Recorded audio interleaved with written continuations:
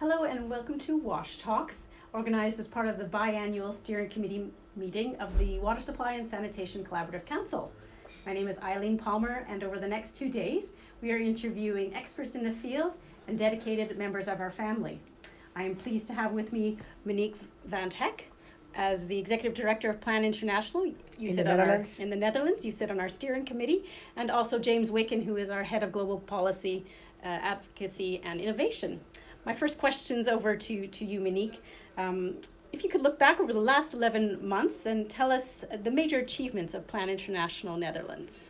Well, we are part of a consortium working with the Dutch government on WASH SDG, so Sustainable Development Goals, and we work in 7 countries.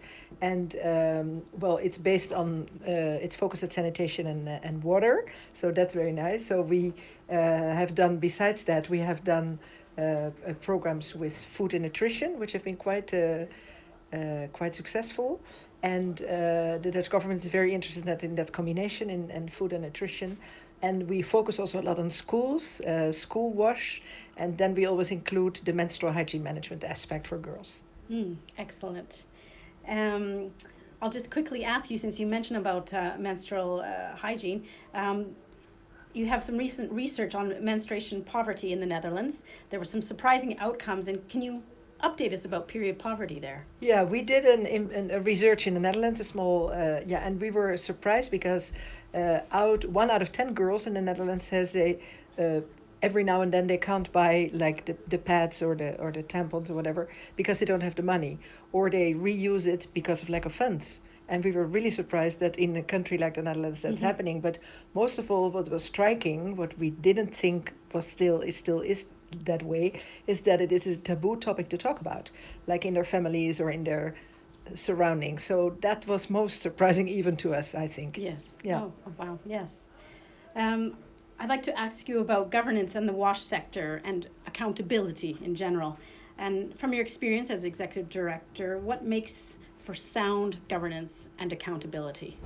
Yeah, we have very good MOUs, which include always the accountability and with all the countries or the governments that we work with, and even in the government, the consortium that we work in.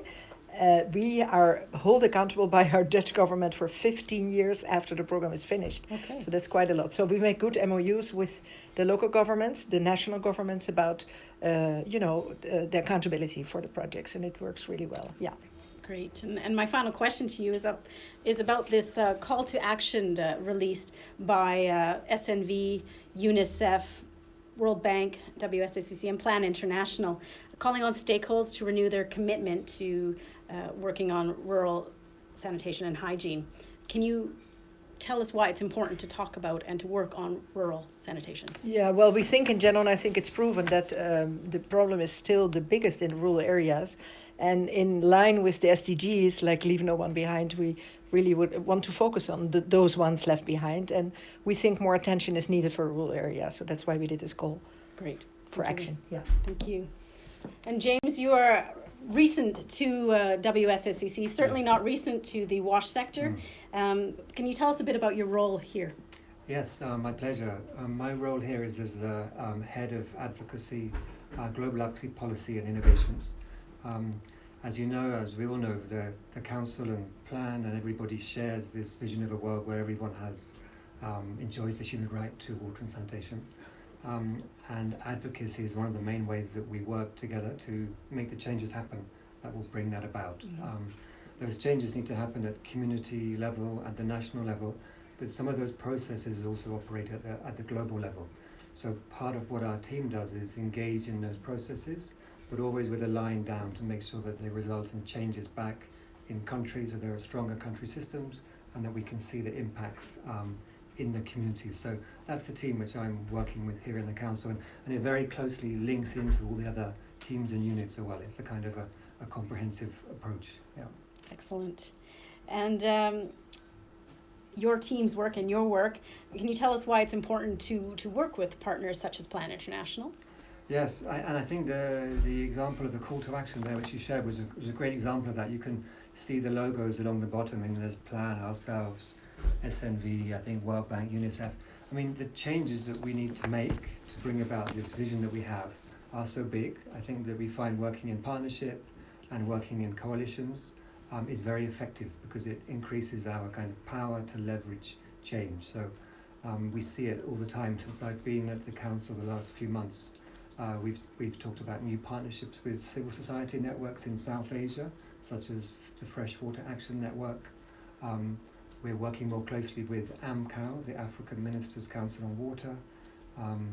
And I think a good example this week, if you've been looking at our Facebook feed, would be colleagues in Nairobi in Kenya, who were talking this week about menstrual health and hygiene in Africa and in Kenya. And there they were partnering with first ladies.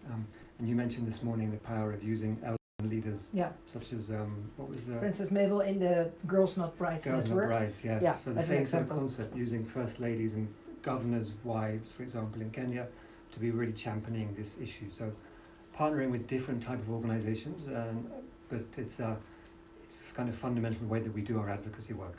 Yeah, I would like to add that I think it's the only way that we can make the world better is by working together. If we don't work together, then I don't think we can make the world better. So it's great that we work together. Yeah, thank you both. And final question over to you, James. You've hit the ground running since arriving at WSSCC. Can you, if I was to ask you to sort of pick out a few highlights, what would those be?